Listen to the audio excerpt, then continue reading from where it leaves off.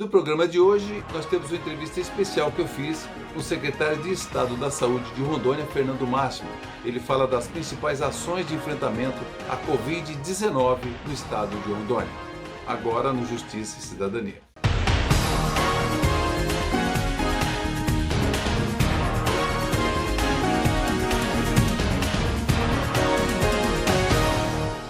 Com toda essa pandemia que está no estado de Rondônia, no Brasil e no mundo, é importante que as pessoas sejam bem informadas. E eu fiz uma entrevista exclusiva pelo Instagram com o secretário de Estado da Saúde de Rondônia, Fernando Máximo, e você vai acompanhar agora os principais trechos dessa entrevista. Quero agradecer e desejo aí boas-vindas aqui ao nosso bate-papo de hoje.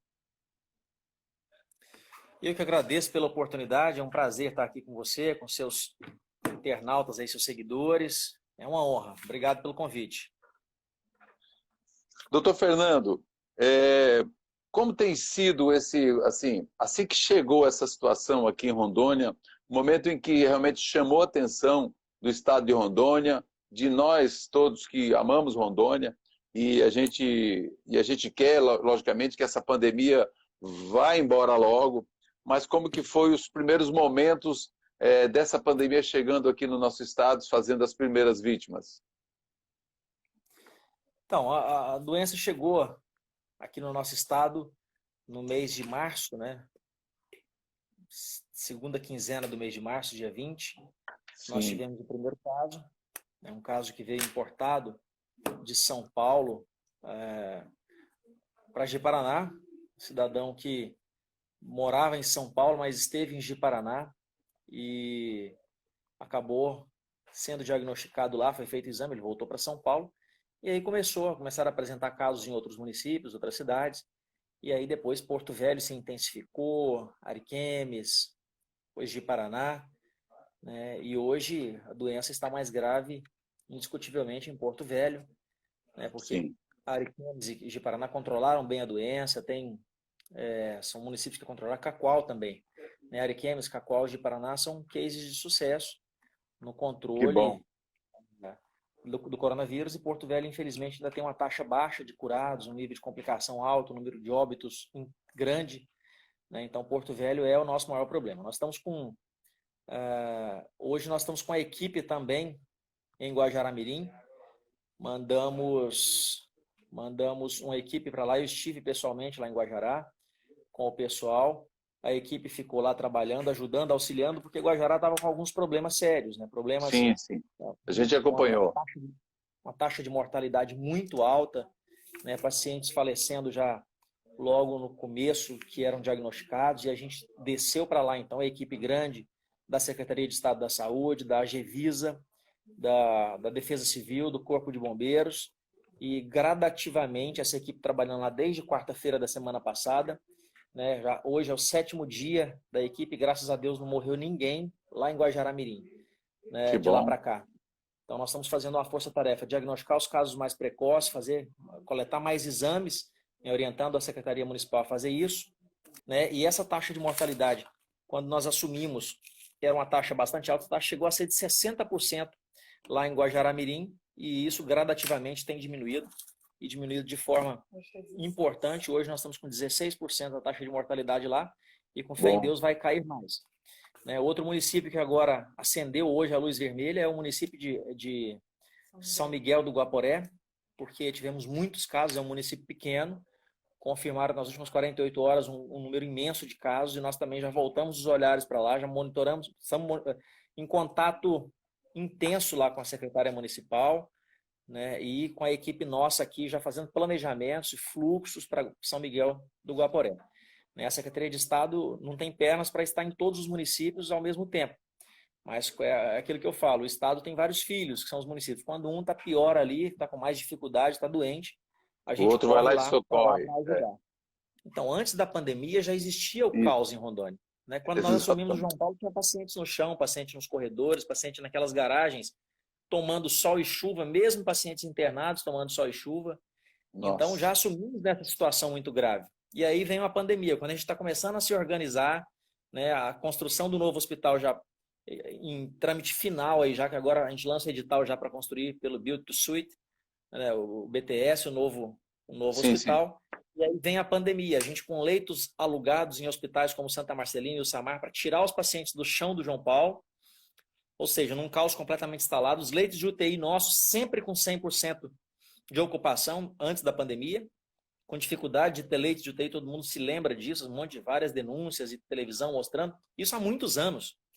É. E vem a pandemia onde nós temos que criar leitos de UTI, temos que criar leitos clínicos, e não é fácil. Nós éramos um dos piores estados do Brasil na questão de leitos na capital e conseguimos, graças a Deus, montar uma estrutura razoável. Nós montamos, por exemplo, 19 leitos de UTI específicos para Covid no Hospital Semetron.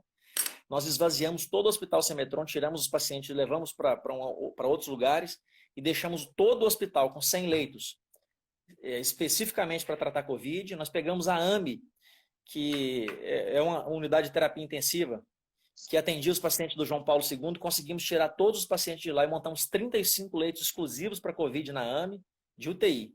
Sim. Então são 19 no Semetron, 35 na AMI, 7 no Cosme Damião, que podem atender adultos ou crianças, específicos para Covid, e ainda contratualizamos com o Hospital Samar mais 15 leitos de UTIs. De leitos clínicos, nós botamos 60 leitos no Hospital Semetron, ou seja, tiramos os pacientes que tinham tuberculose, meningite, leptospirose, tétano, HIV, citomegalovírus, Epstein-Barr, todos esses pacientes que estavam lá, tiramos, colocamos em outros lugares e deixamos os 60 leitos clínicos. Mais 50 leitos contratualizados do Samar e mais 20 leitos contratualizados do Hospital Santa Marcelina. Além disso, 18 separamos só para Covid no Cosme Damião. Então conseguimos montar uma estrutura razoável, né? Na verdade uma estrutura boa, que já estamos aí com mais de 60 dias, com aproximadamente 60 dias, 65 dias hoje, de pandemia no estado de Rondônia, e graças a Deus não faltou leito. Nós estamos no limite, mas não faltou. Ninguém morreu porque faltou vaga de UTI, ninguém morreu porque faltou leito clínico. Uma coisa que era assim, algo que ninguém imaginava que a gente ia conseguir fazer, tendo em vista o histórico de Rondônia, dessa falta de leitos. Exatamente. O ano passado, o ano retrasado, o hospital de base sempre lotado, 100% da sua capacidade. Ele não extrapolava porque deixava para extrapolar só no João Paulo. Se extrapolava no João Paulo. O João Paulo tinha, todo mundo sabe. O Semetron também com sua taxa de ocupação quase plena. Então não tinha leitos. E graças a Deus, Deus nos deu direcionamento aí com apoio incondicional do governador Coronel Marcos Rocha. Sim. E tem aberto as portas do governo, com apoio dos servidores da Secretaria de Estado da Saúde, dos profissionais de todas as áreas da saúde, médicos, enfermeiros, técnicos, fisioterapeutas, fonoaudiólogos, assistentes sociais, técnicos de laboratório, farmacêuticos, bioquímicos, biomédicos, trabalham arduamente para que a gente conseguisse montar essa estrutura, ampliar esses leitos e manter até agora, graças a Deus, sem nenhum paciente ter morrido, como aconteceu em vários lugares do Brasil, pacientes morrendo, inclusive no nosso vizinho aqui no Amazonas, pacientes morrendo sem ter leitos para serem internados, sem ter vagas. O caso do Amazonas é uma situação para lá de complicada, né? Nós vamos rapidinho ao intervalo e a gente volta já já para continuar esse papo com o Dr. Fernando Máximo, secretário de Estado da Saúde.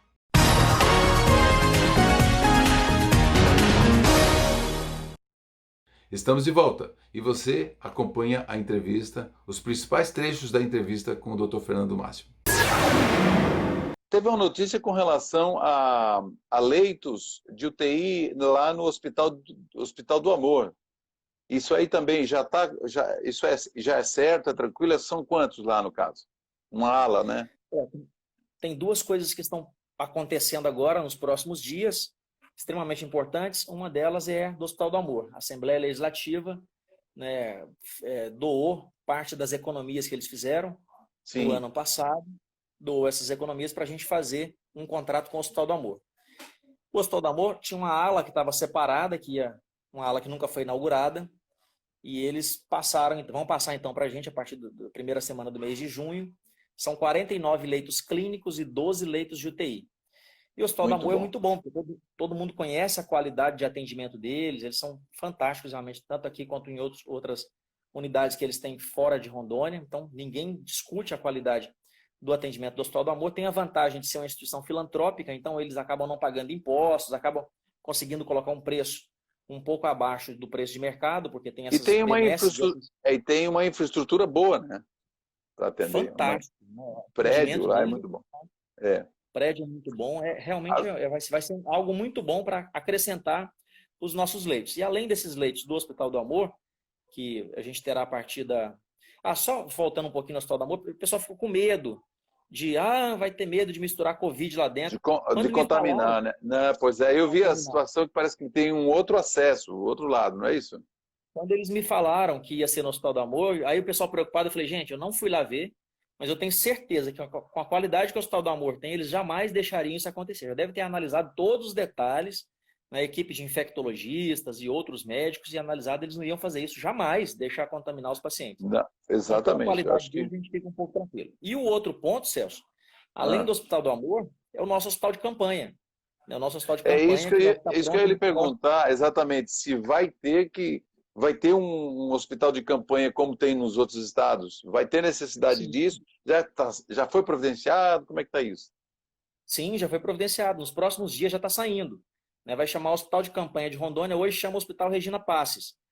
Vai ter 140 leitos para campanha, e a diferença é que esses hospitais de campanha construídos, depois de 5, 6 meses, eles são jogados no chão, porque eles são temporários. E o Regina Passes não, além de ter ficado mais barato do que a cotação dos hospitais de campanha, ele vai poder ficar ad eterno aí para a população, sendo utilizado e não é alugado, né? Foi adquirido, foi comprado, não é isso? O Regina foi Passes. Adquirido. Isso. Ele foi adquirido.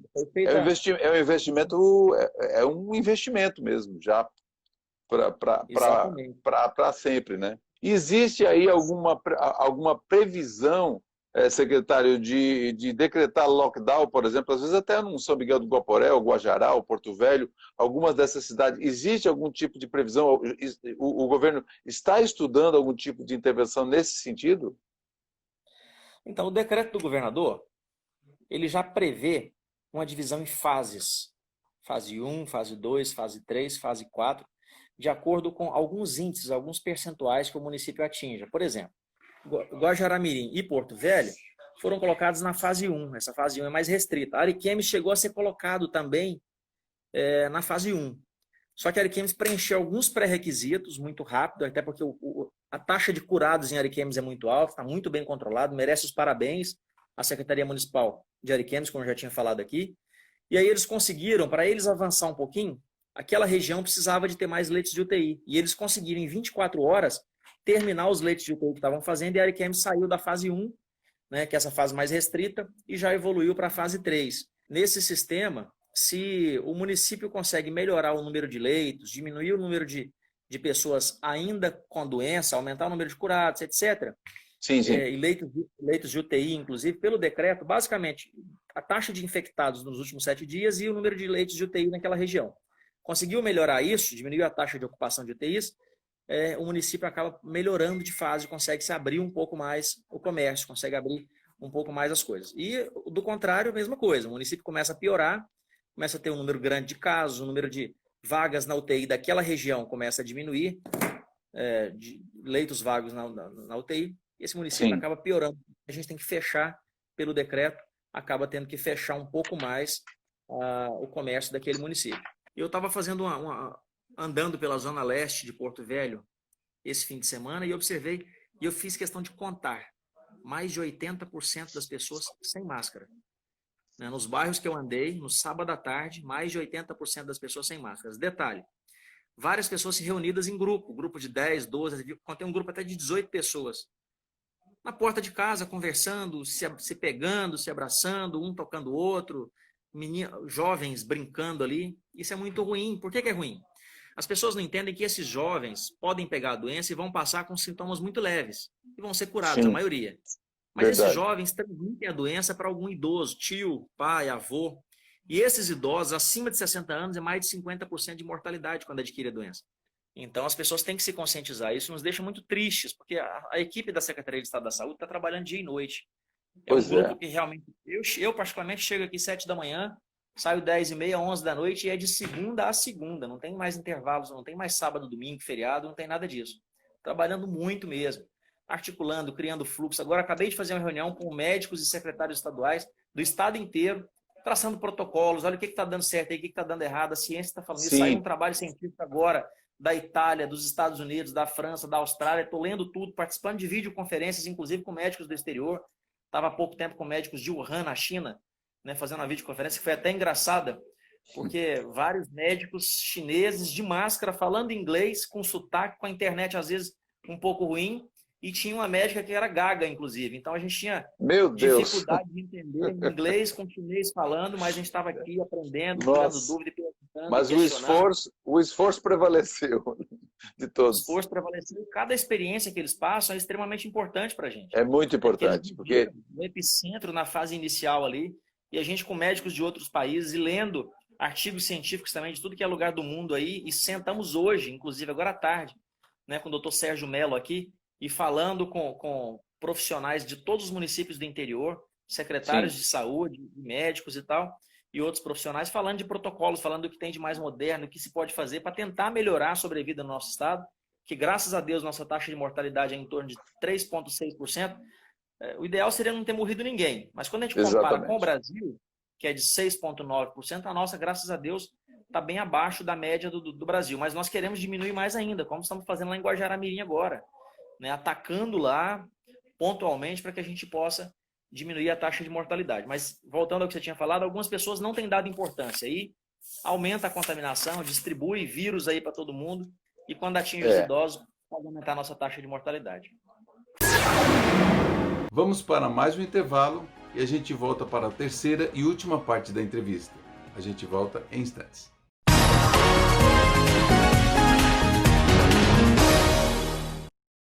Estamos de volta agora para o terceiro e último bloco e você acompanha agora a parte final da entrevista com o secretário de Estado da Saúde de Rondônia. E uma coisa que também eu vejo assim importante e relevante a gente tratar aqui, com relação à ajuda que tem vindo. O governo federal, por exemplo, tem disponibilizado respiradores, enfim, tem dado esse suporte, como tem dado para outros estados também, já que o governador do estado ele tem um bom trânsito com o governo federal, né? Tem, Celso. O governo federal tem mandado muitos equipamentos de proteção individual, máscaras, aventais, luvas, gorros, óculos. O que o governador Marcos Rocha disse? Como nós, antecipadamente, o estado de Rondônia foi um dos primeiros do Brasil, a gente sempre foi elogiado isso no grupo de secretários e até pelo Ministério da Saúde. E fomos Sim. até notícia nacional, em TVs grandes, né, virologistas da USP nos elogiando lá atrás, porque nós compramos algumas coisas muito antecipado. Né, equipamento de proteção individual, por exemplo, que nunca faltou nenhum tipo de equipamento de proteção individual em nenhuma unidade hospitalar pertencente ao governo do estado de Rondônia, em nenhum momento. Nós compramos lá no mês de fevereiro, quando não tínhamos nenhum caso no Brasil ainda, uma quantidade grande de equipamento de proteção individual, compramos com um preço bem em conta, inclusive, nos antecipamos, compramos também ventiladores mecânicos que chegaram em janeiro e fevereiro. Depois, em março, compramos mais uma remessa grande de ventiladores, com 30 ventiladores, que esses não chegaram, infelizmente, mais de 2 meses já que nós compramos e não chegaram ainda. Mas o governo federal mandou para a gente, no domingo retrasado, está com 10 dias agora, mandou 20 ventiladores de base de leito e 5 ventiladores de ambulância, ventiladores de transporte. Foi até interessante porque naquele domingo, na terça-feira anterior, na segunda-feira anterior, o ministro Tait, o então ministro Nelson Tait, ligou para o governador e falou: olha, estou indo a Rondônia amanhã. O governador, conversando com ele, pedindo os equipamentos, ele falou assim: eu vou amanhã e já vou levar esses equipamentos que você está me pedindo. E na terça-feira não deu para ele vir. E ele pegou e falou assim: ó, não vai dar para eu ir. No mesmo dia ele já falou de manhã que viria na terça, e na segunda noite ele ligou falando que não daria para vir mais. Mas ele falou assim: mas domingo seus ventiladores vão para Porto Velho. E isso era um pedido do governador para o presidente Bolsonaro. Tá bom. Sim. Mas quando foi na quinta ou na sexta-feira, o ministro saiu. Aí o governador me ligou: puxa vida, nossos ventiladores viriam no domingo. Agora ficou essa incerteza. Eu não, até a nomear o outro ministro, está com o ministro interino lá, que é o general Pazuello, ficou nessa incógnita. Quando foi no domingo de manhã, domingo a gente recebeu a ligação. O governador recebeu a ligação, acho que foi o presidente que ligou para ele e falou: olha, os ventiladores estão chegando aí. O governador me ligou e falou: rapaz, o ministro Tait saiu, mas deixou a ordem, cumpriu o pedido do presidente Bolsonaro e nos entregaram 25 ventiladores, 20 de leito e 5 de ambulância, de transporte. E aí os EPIs, todos que nós recebemos, como nós tínhamos comprado, a gente distribuiu todas as remessas. O governador Marcos Rocha pediu para distribuir para os municípios do interior. para todos os Isso. municípios que captam. Nós recebemos 6 ou 7 remessas de equipamento de proteção individual, todos foram distribuídos. Agora, secretário, com relação a esses profissionais, esses guerreiros que vão, os profissionais da área da saúde, que na verdade vão à guerra, praticamente à guerra, para proteger a população.